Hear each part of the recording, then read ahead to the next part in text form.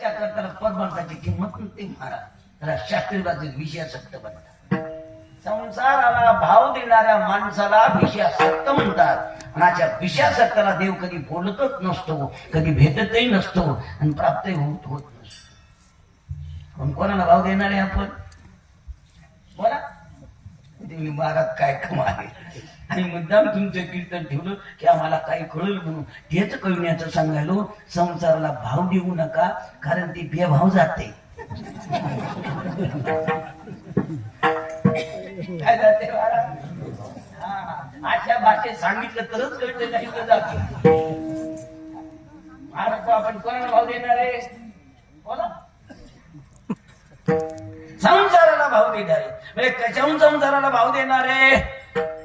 पुन्हा प्रश्न. कारण एवढं आयुष्य झालं तरी आपल्याला अजून कोणाला भाव द्यायलो? हा, आणि परमार्थाला. मंगल